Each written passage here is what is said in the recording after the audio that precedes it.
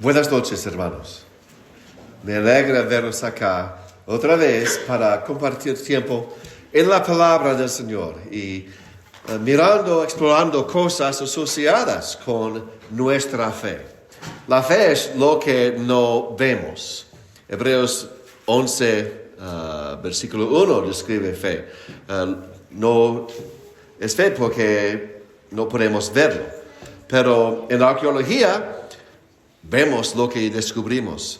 Y la meta es entender esas cosas físicas con el contexto de la Biblia. Y a veces podemos entender, aprender mucho acerca de la Biblia y el mundo bíblico, la gente bíblica. Porque ellos vivieron hace 2,000, hace 3,000, hace 4,000 años en el otro lado del mundo. Y a veces es difícil entender su perspectiva original. La arqueología es una herramienta que nos ayuda. Ayer hablamos de David, fundador de una dinastía importante en la Biblia. Una serie de reyes vinieron de David. David, Salomón, Roboam, etcétera, etcétera. En el reino de Judá.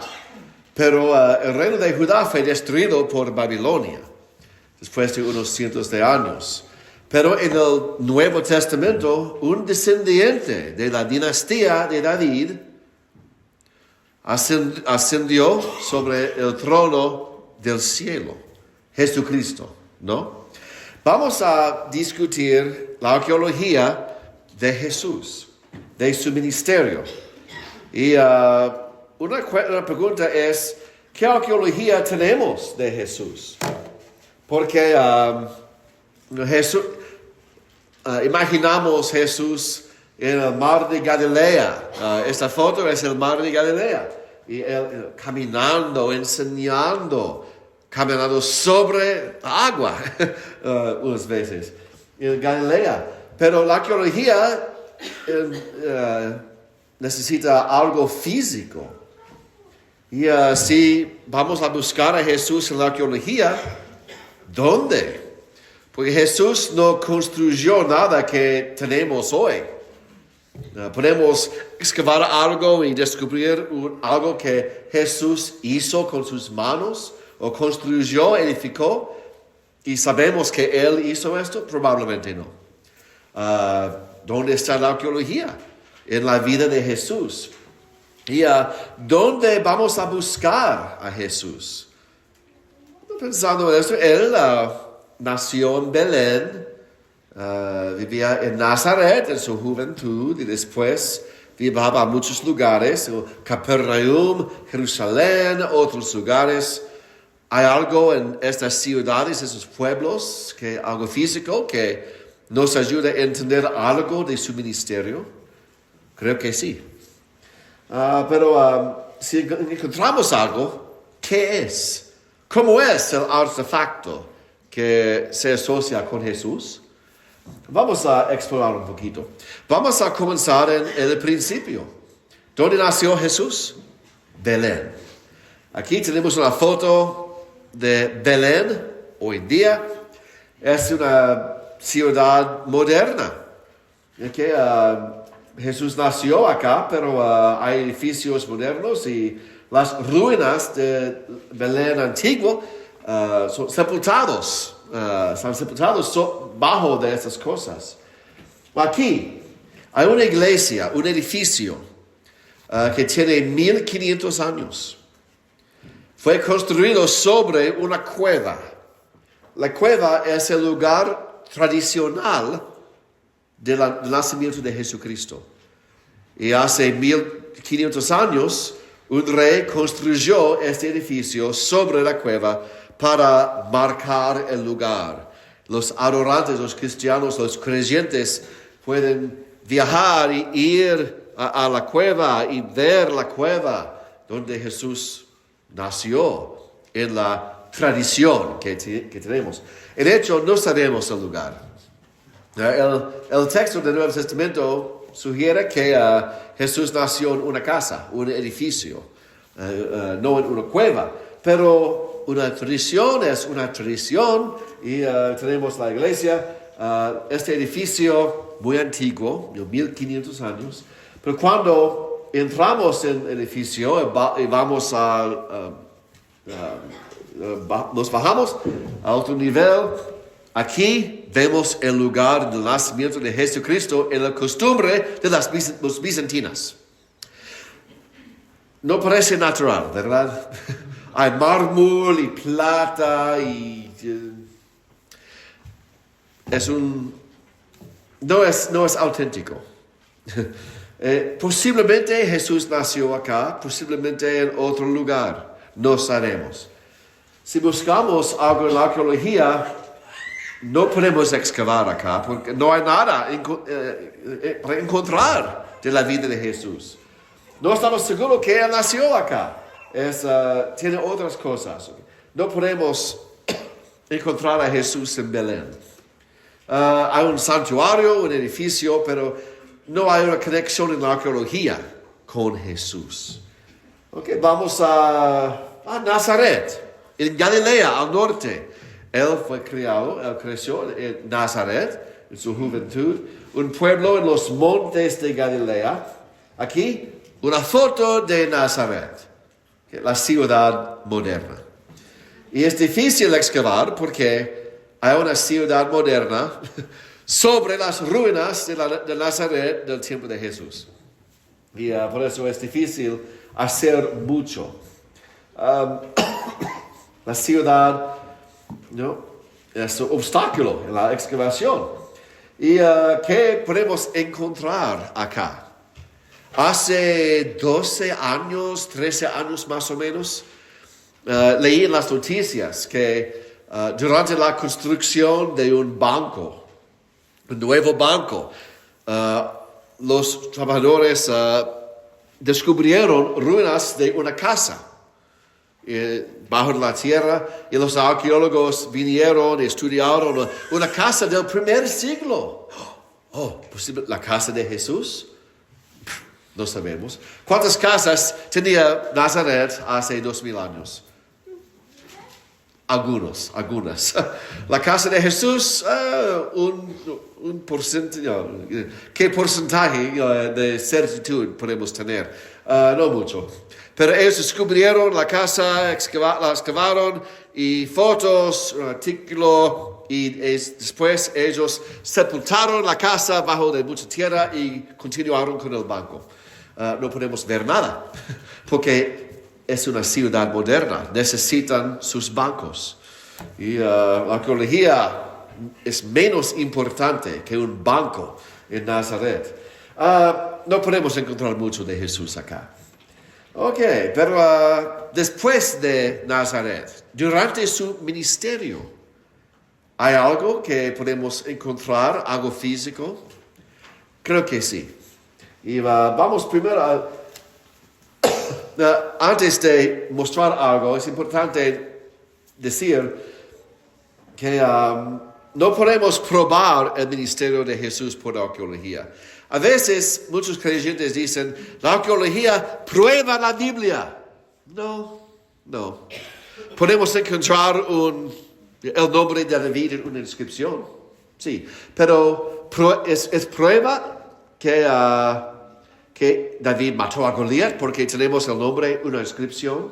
No, son diferentes cosas. Tener el nombre de David en una inscripción es algo. Pero creer que Dios hizo promesas a David es otra cosa.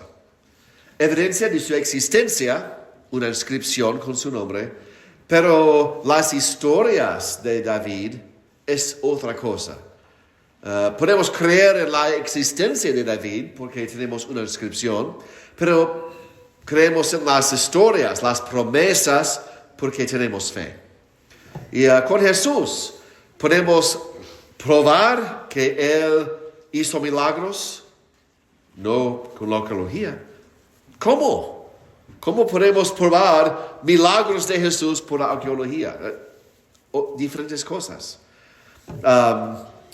No podemos probar nada con la arqueología. Necesitamos interpretar la evidencia y tener cuidado.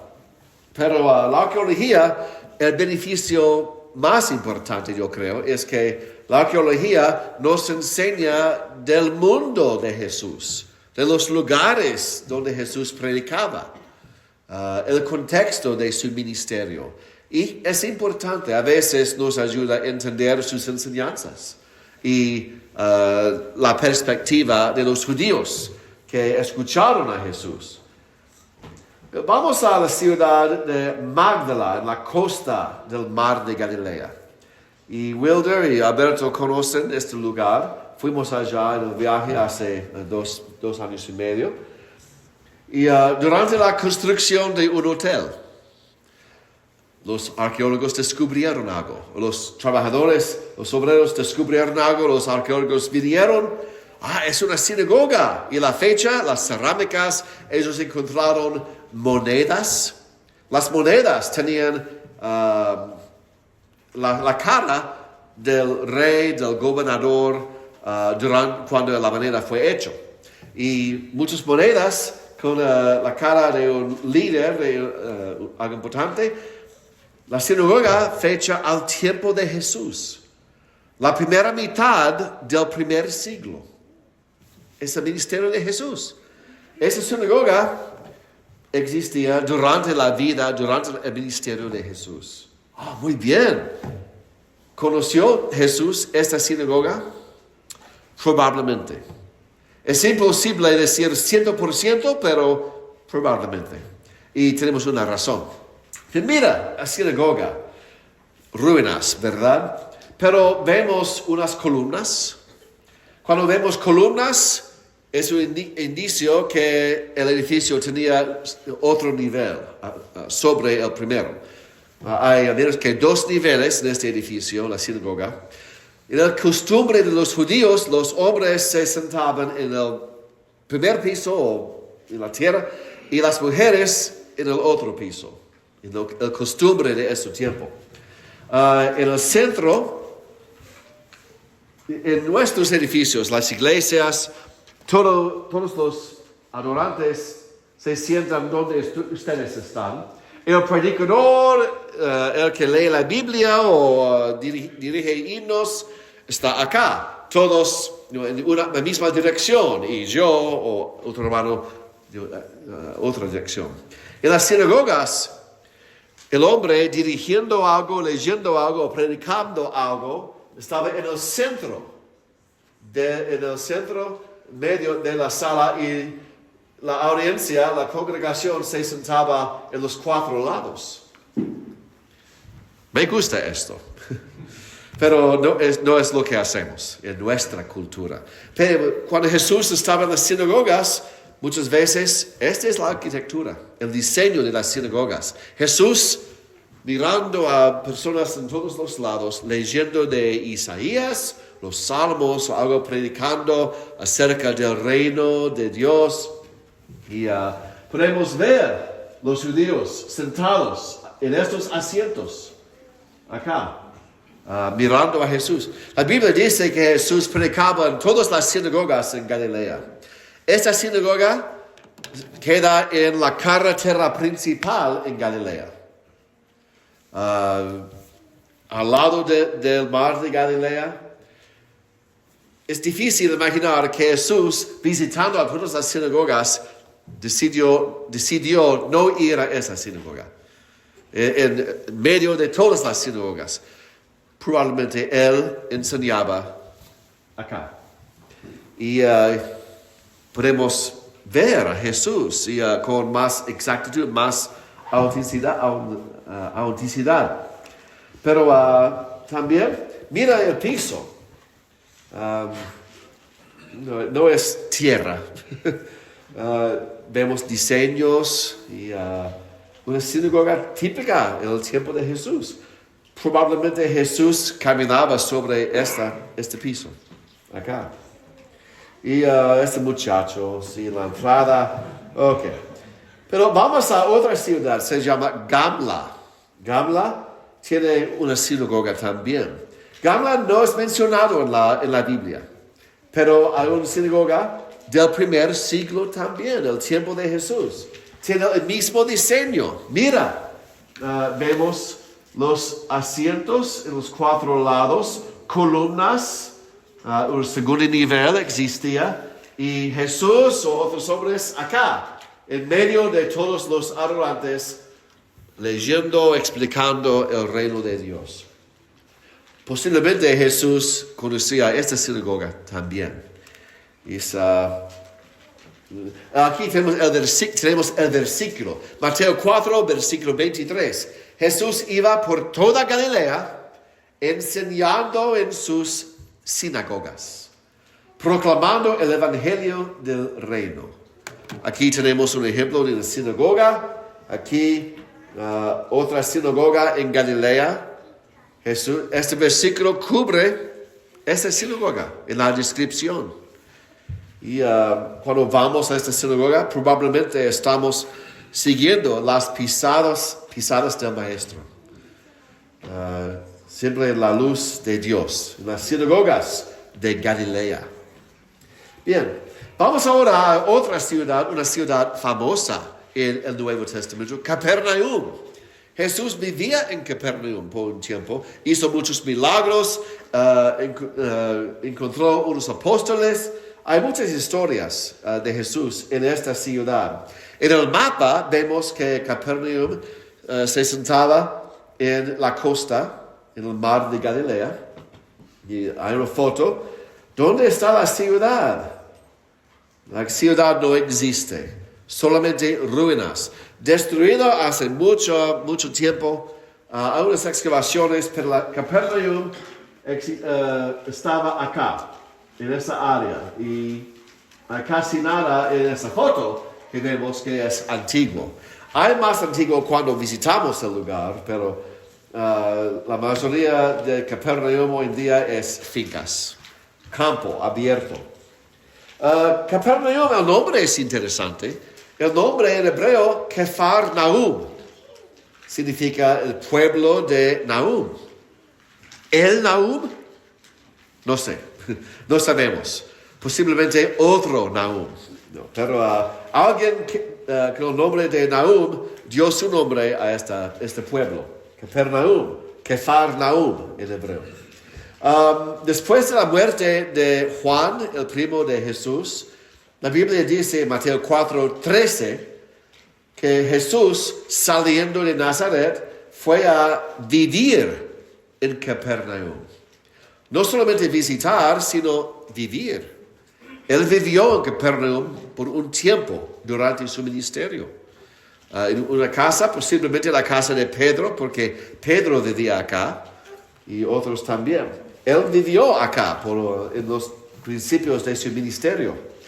Jesús conocía a 5 apóstoles acá: Pedro, Andrés, Santiago, Juan y Mateo. Pedro y Andrés, pescadores, ¿verdad? También Santiago y Juan, con su padre, pescando, trabajando cerca de Capernaum. Mateo no era pescador, hombre que tomó los impuestos. Y mira, vemos en este mapa las fronteras de las provincias, los estados, en un sentido.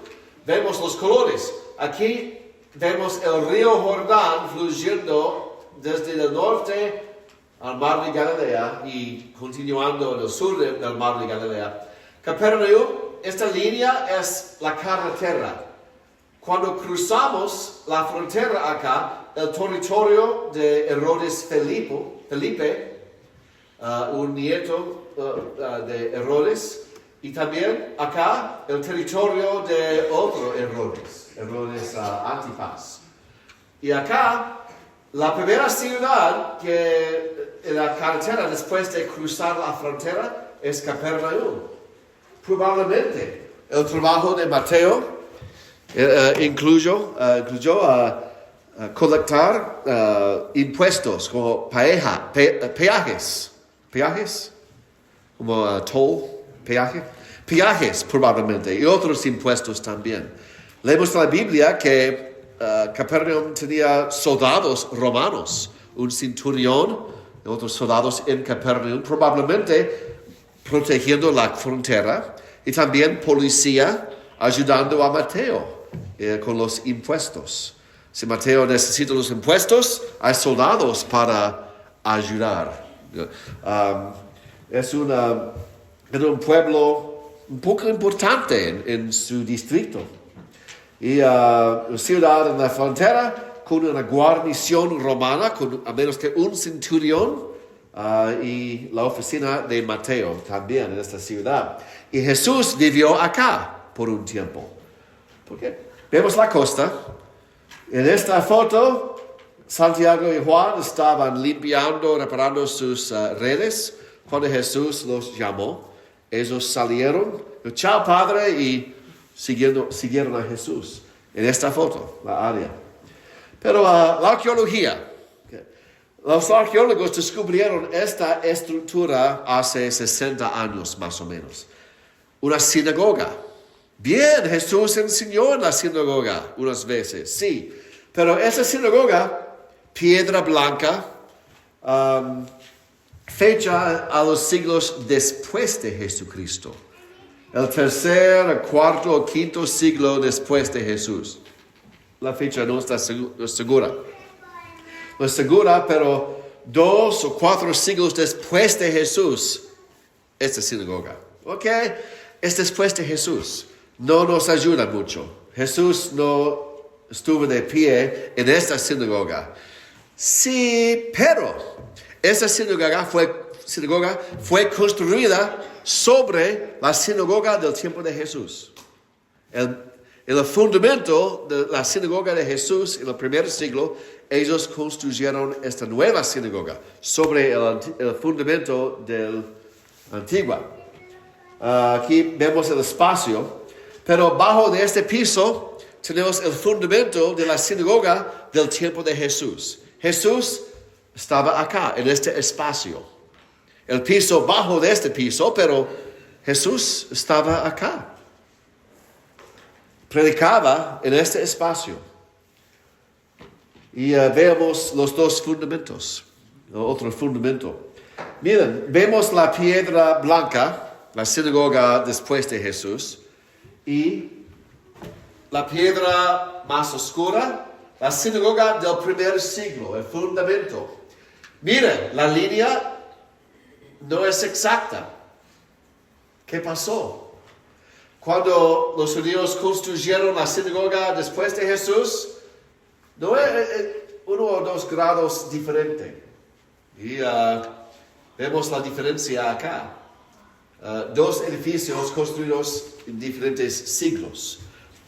La sinagoga de Jesús y sobre este fundamento, después de la destrucción de esta sinagoga, la nueva sinagoga después.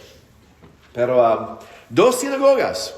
Y es interesante, la piedra esta es basalto, es una piedra volcánica. Hay mucha en Galilea, no es una piedra muy buena, débil, no puede soportar mucho peso. Para como un edificio grande como una sinagoga, los fundamentos de basalto necesitan estar muy anchos para soportar el peso. Esta es caliza, limestone, caliza. Sí. Es importada y tengo el texto acá. La sinagoga del primer siglo hecho con piedras de basalto, la piedra oscura. Es barato, abundante en Galilea, no cuesta nada. Es débil, pero es barato. Y por eso, si somos pobres, vamos a usar el basalto. Porque si tenemos dinero, vamos a usar otra piedra. Como la otra sinagoga. Pero la primera sinagoga de basalto muestra la pobreza de Capernaum en el primer siglo. Ellos no tenían los recursos para usar una mejor piedra. Y hay un versículo en Lucas que también contiene un indicio de la pobreza de la ciudad. Un centurión, parte de la guarnición romana, el siervo del centurión estaba enfermo. Los judíos le pidieron a Jesús a sanar el siervo del centurión. ¿Y qué dijeron? Ellos le dijeron a Jesús, el centurión es digno de que le concedas esto, porque él, el centurión, ama a nuestro pueblo. Fue él quien nos edificó la sinagoga. Los judíos en Capernaum no pudieron pagar su sinagoga sin ayuda. ¿Quién hizo un donativo? El centurión. No es la mayoría de los soldados romanos, no eran muy populares entre los judíos. Ese centurión ganó los corazones de los judíos. Él les ayudó con dinero para construir su sinagoga, esa sinagoga de basalto. Y el centurión ayudó con ese edificio. Y después, la sinagoga del tercer, cuarto, quinto siglo es hecho de piedra de caliza, importada de otros lugares, más costoso. Pero en los siglos después, los judíos tenían más dinero. Pudieron pagar la caliza, piedra de caliza de otros lugares. Un indicio de la prosperidad en los siglos después. Pero vemos como una foto en la mente del pueblo de Capernaum, la pobreza de Capernaum en el tiempo de Jesús. Y Jesús escogiendo esta ciudad, este pueblo, los pobres en esta ciudad, para oír noticias del reino de Jesucristo. Y hay conexiones con su ministerio. Y en este espacio, cuando era la sinagoga en el primer siglo, Jesús hizo milagros. Como el hombre con la mano seco, y también en Juan 6 Jesús predicó la sermón acerca del pan de la vida, y en este espacio, donde era la primera sinagoga, tenemos el lugar, y eso es bueno, yo creo. Ok, vamos a Jerusalén. Tenemos un dibujo de Jerusalén en el tiempo de Jesús. Si recordamos el dibujo de Jerusalén en el tiempo de David o en el tiempo de Ezequías, esta Jerusalén es más grande, más impresionante. Vemos acá el templo. Herodes, el rey, construyó una plataforma sobre el monte.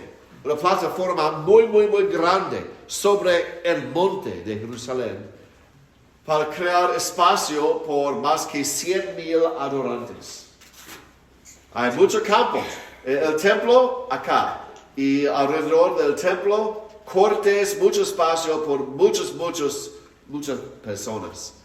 Y el resto de la ciudad, el palacio de Herodes y el estanque de Siloé.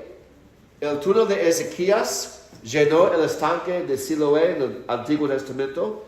En el Nuevo Testamento el estanque era más grande, reedificado, pero el agua vino acá por el túnel de Ezequías todavía.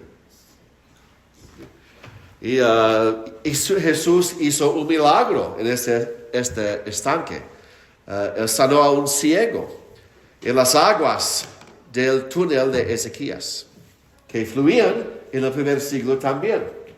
Bueno, aquí es un modelo en Israel, un modelo de Jerusalén en el tiempo de Jesús. Vemos el templo acá y otros cortes, y en los lados las columnas, lugares para hablar y enseñar en la sombra, con acústicas. No necesito mi micrófono alto, puedo hablar y eco.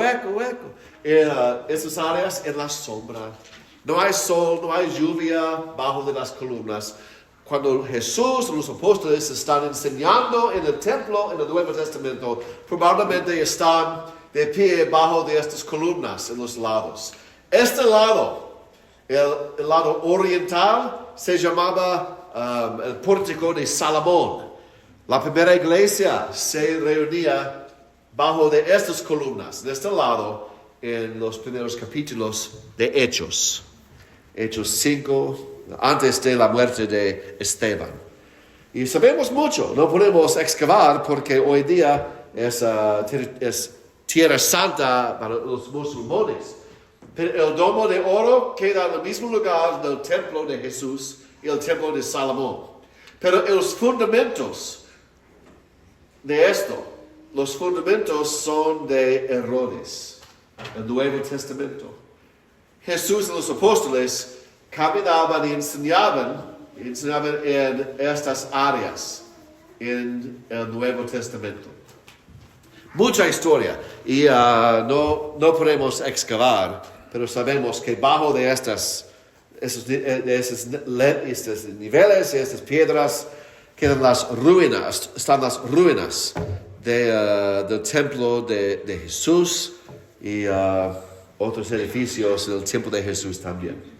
Bueno, el modelo otra vez, vemos el lugar del muro occidental, el muro de Lamentaciones, es el lado de la plataforma, el lado occidental de la plataforma construido por Herodes en el tiempo pasado. Bien, las columnas, vista mejor. Mira, el espacio, es campo por mucha gente bajo las columnas. Discípulos de Jesús, por ejemplo. El estanque de Siloé, las aguas vinieron del túnel de Ezequías. ¿Y qué pasó en este estanque? Las ruinas, arqueología, por fin. Ok. Este estanque fue descubierto en 2005, hace 19 años. Obreros haciendo algo con una pipa de agua, descubrieron grados. ¿Qué es eso? Excavaron esto y la fecha, el lugar, es el estanque de Siloé. Es mencionado en el Nuevo Testamento. El agua del túnel de Ezequías llenaba este estanque hace mucho tiempo. ¿Qué pasó acá? Jesús sanó a un ciego en Juan capítulo 9. Y Jesús le dijo al ciego, lávate en el estanque de Siloé. El ciego fue pues y se lavó y regresó viendo acá, en este lugar. Y tenemos el lugar gracias a la arqueología. Un milagro de Jesús pasó acá, ocurrió acá.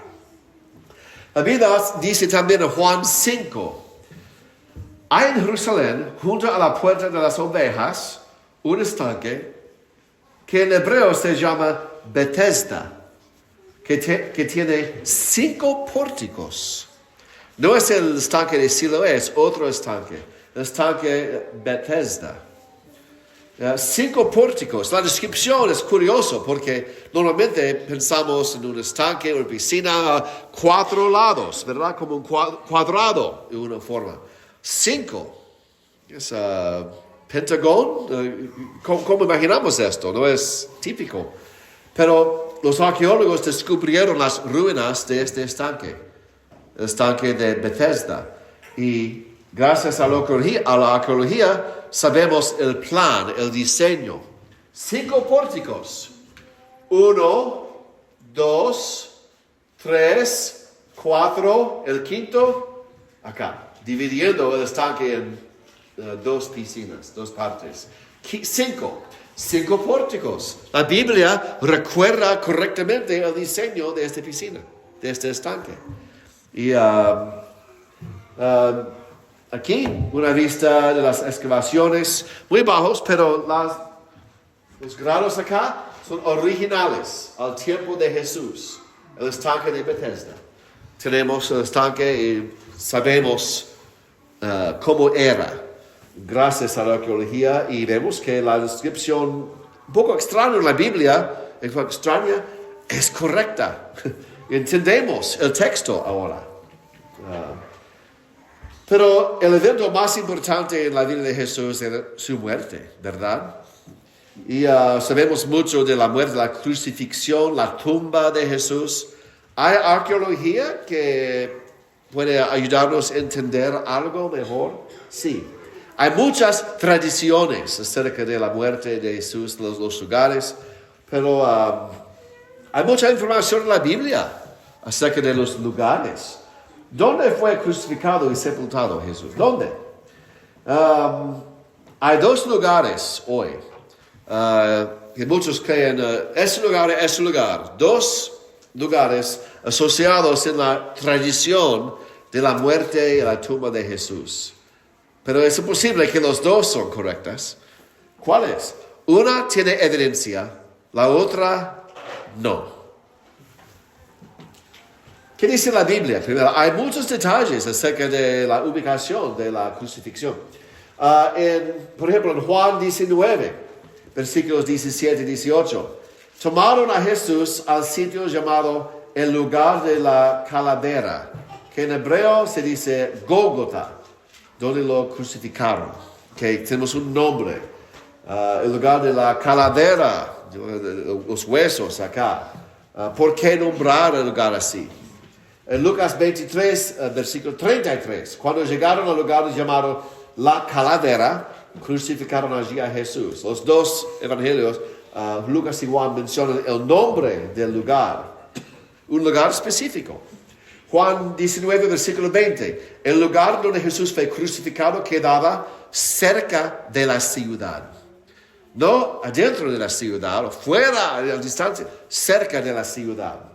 También Hebreos 13, versículo 11, los cuerpos de aquellos animales traídos como ofrenda por el pecado son quemados fuera del campamento, por lo cual también Jesús, para santificar al pueblo mediante su propia sangre, padeció fuera de la puerta. Indicios del lugar de Gólgota. Mateo 27, versículo 59. Tomando José de Arimatea el cuerpo de Jesús, lo envolvió en un lienzo limpio de lino, lo puso en su propio sepulcro nuevo, un sepulcro nuevo, que él había excavado en la roca, como una cueva. Después de rodar una piedra grande a la entrada del sepulcro, él se fue. Detalles de la tumba, ¿verdad?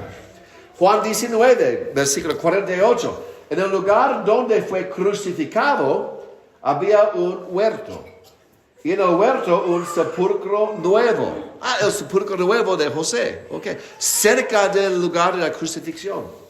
En el cual todavía no habían sepultado a nadie. Por tanto, por causa del día de la preparación de los judíos, cuando el sepulcro estaba cerca, pusieron allí a Jesús. El sepulcro de Jesús, la tumba, cerca del lugar de la crucifixión. Tenemos detalles, ¿verdad? En la Biblia. Es suficiente para este propósito. Un lugar en la tradición asociado con la tumba de Jesús es esta. La tumba en el huerto se llama. La tumba en el huerto. Y vemos una tumba, un lugar muy pacífica. Vemos plantas, flores, un huerto, ¿verdad? Y es fácil imaginar a Jesús saliendo de la entrada de la tumba, viviendo, y a María encontrándolo. Es muy fácil imaginar y todo acá. Pero esta no es la tumba. Se siente bien, me siento bien acá, pero no es la tumba. ¿Cómo lo sabemos? El sepulcro de José, ¿nuevo o no? Nuevo, ¿verdad? Esta tumba fue excavada hace 70 años, fecha al tiempo de los reyes del reino de Judá en el Antiguo Testamento. El tiempo de Jesús tenía menos que 6 siglos o más. No nuevo. El estilo es diferente. No era nuevo, era antiguo en el tiempo de Jesús. La tradición de esta tumba comenzó hace 200 años más o menos. En la historia del mundo es reciente. No hay ninguna tradición antigua asociada con este lugar. Los cristianos en las generaciones después de Jesús no recordaban este lugar como la tumba de Jesús. Pero hay otro lugar que los cristianos recordaban por mucho tiempo. Pero en la tumba del huerto vemos una piedra para bloquear la entrada. No es original. los arqueólogos que manejan el huerto consiguieron de otra tumba y la trajeron acá para ilustrar la tumba de Jesús. No es de esta tumba, es para las turistas, como nosotros. El otro lugar que tiene una tradición fue recordado por los cristianos hace mucho tiempo y hay evidencia que este lugar es probablemente el lugar correcto. El lugar queda bajo de estos dos domos grises. En un edificio se llama la Iglesia del Sepulcro Santo. Es este edificio. No es bonito, es feo, no me gusta, pero probablemente es el lugar correcto de la cruz de Gólgota y la tumba de Jesús. La entrada. Hermosa. Vemos la hermosura de la entrada de este edificio tan importante. Es fea, ¿verdad? ¿Estamos de acuerdo? ¿Es fea? Yo creo que es fea. Pero ese edificio, la Iglesia del Sepulcro Santo, probablemente es Gólgota y contiene la tumba de Jesús. Adentro, cuando entramos, hay una escalera a la derecha, subimos los grados y acá hay una roca en la ventana, una roca antigua. Los cristianos en el primer siglo, Jesús fue crucificado en el primer siglo. En el año 70, Jerusalén fue destruida por los romanos. Los judíos expulsados, también los cristianos. Y después de una segunda revolución, los romanos destruyeron la ciudad una segunda vez y los romanos conocían que acá un grupo de judíos o cristianos recordaban algo importante. El emperador Adriano llenó este lugar con tierra, barro y construyó un templo pagano sobre todo. En el año 125 más o menos, después de Cristo, 125 más o menos.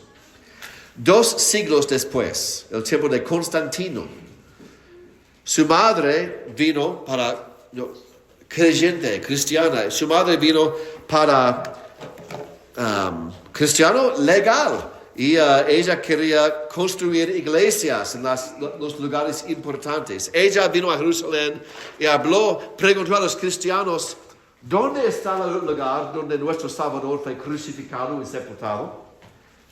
Los cristianos, 2 siglos después, miren, mi reina Elena, ¿ves las ruinas de este templo romano? Sí. Bajo de esto hay una piedra donde Jesús fue crucificado, fue sepultado hace más de 2 siglos. Bajo de todo, si sus obreros excavan la tierra, hay una piedra, también tumbas. Una de las tumbas era la tumba de Jesucristo.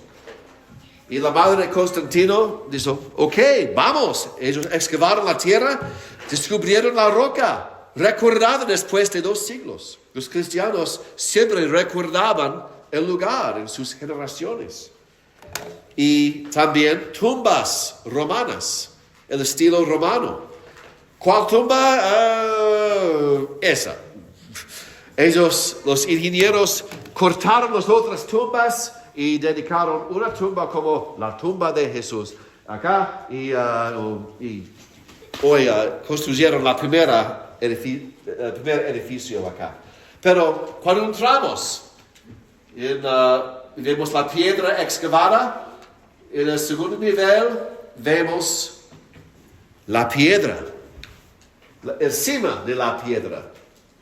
Y hay oro y plata, y ídolos y muchas cosas alrededor para los adorantes hoy en día.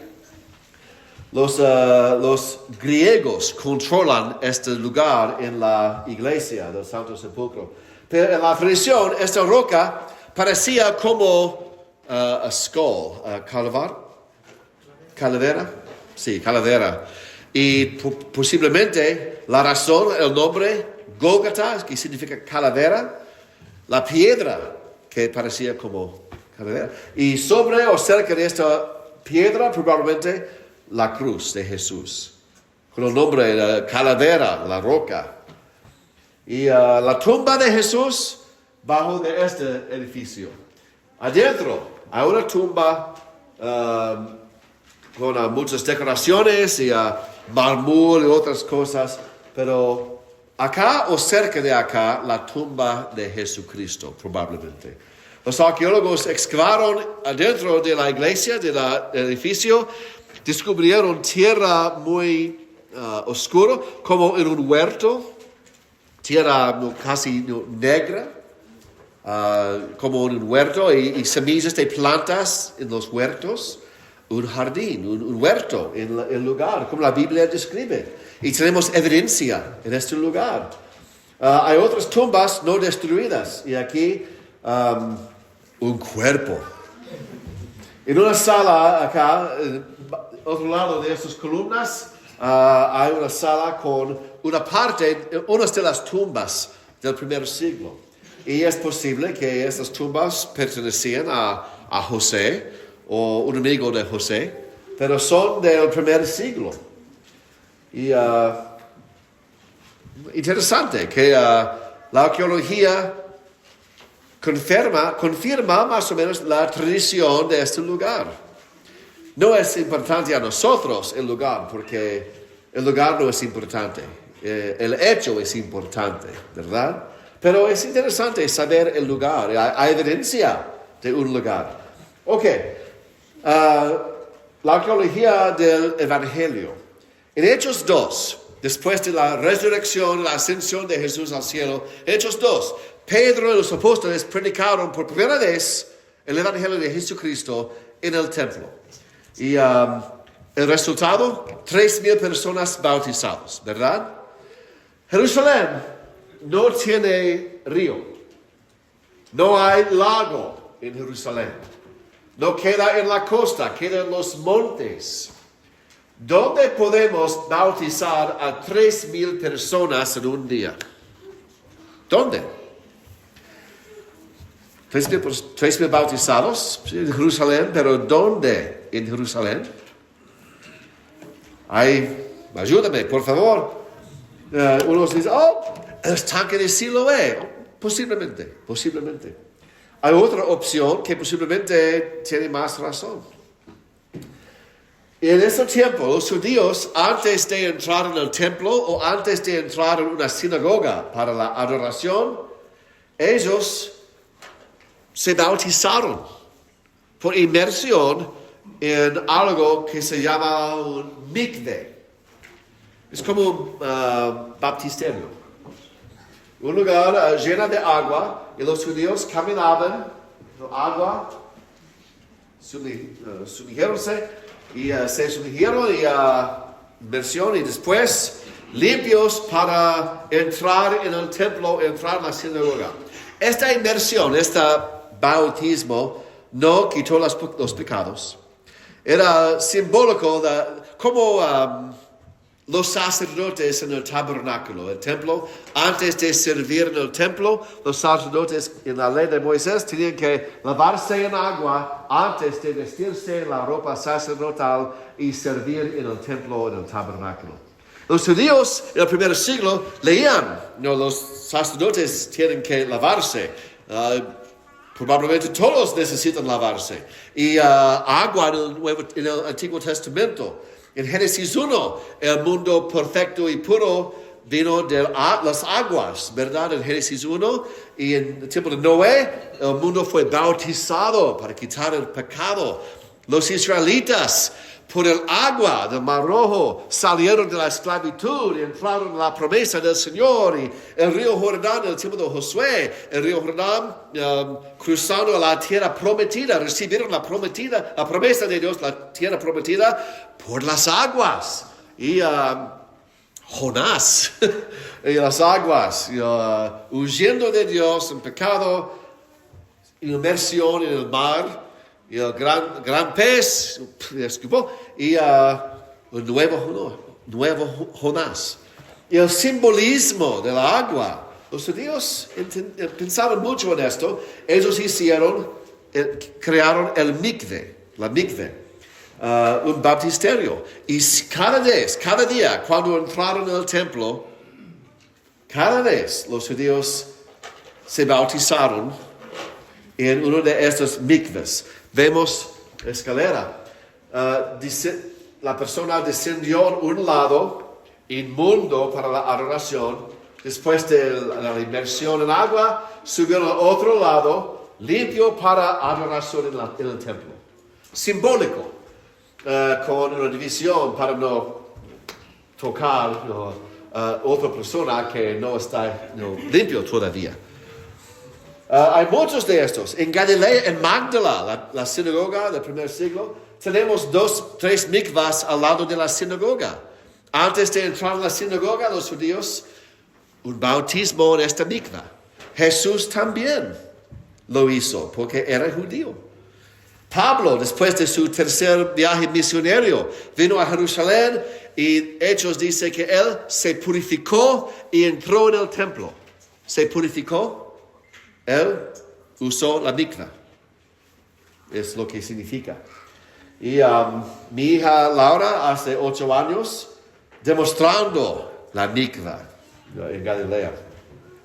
Pero cuando Pedro dijo, arrepiéntanse y sean bautizados en una inmersión, ellos entendían la inmersión, porque todos han hecho esto antes de entrar en el templo. Pedro también, posiblemente, la audiencia tenían su bautismo del día antes de entrar en el templo. Este bautismo es diferente. Una inmersión en el nombre de Jesucristo es diferente. Y el propósito, los judíos lo hicieron para estar limpio para el día. Los pecados no fueron quitados por esta inmersión, pero Pedro, una nueva definición. El bautismo, el nombre de Jesucristo para perdón de los pecados. Este es nuevo. Una inmersión con el poder de la sangre de Jesús. Cambia todo. Una vez para siempre. No cada vez, cada día cuando entramos en el templo. Y 3,000 respondieron. ¿Dónde fueron bautizados? Probablemente en uno de más que 100 mikvahs alrededor del monte del templo. Por ejemplo, esta mikvah, al lado del templo. O esta mikvah, más pequeña. O esta mikvah, con agua. Pero no suficiente para inmersión, ¿verdad? O esta mikvah. Hay muchas. Hemos descubierto más que 100 mikvahs cerca del templo en Jerusalén. ¿Por qué hay tantas? Porque todos los días hay judíos entrando en el templo. ¿Y dónde está un mikvah? Y inmersión y voy al templo. Cada día. Y cuando Pedro habla de bautismo, ¿dónde? Hay muchas mikvahs. Vamos a usarlas. Una inmersión, pero esta vez el nombre de Jesús para el perdón de los pecados. Porque esta inmersión es supercargado por la sangre de Jesús. Y en la arqueología, probablemente los primeros cristianos fueron bautizados en estos lugares. Y la arqueología hay conexión muy fuerte con el Evangelio, ¿verdad? Mira este mikvah al sur del templo. 3,000 en este mikvah, posiblemente. Es grande, un super mikvah. Ok. Pero la última pregunta es, ¿Jesús el Hijo de Dios? La arqueología no puede contestar esto. Es más allá del alcance de la arqueología. Es una cuestión de la fe, ¿verdad? Pero la arqueología puede proveer unas cosas para confirmar el mundo de Jesús y, en unos ejemplos, entender más del Evangelio de Jesús. Y es mi deseo que este estudio nos ayude en la fe, en nuestra fe en Jesucristo, especialmente en la esperanza que tenemos en el Evangelio, las bendiciones que vienen por causa de nuestro bautismo para el perdón de los pecados. Y si usted quisiera ser bautizado en nuestra mikvah, aquí en Flower Mound, hay una mikvah acá, ¿verdad? Okay. En la mikvah moderna, hoy es el día para entrar en la gracia del Señor por fin y recibir el perdón de los pecados.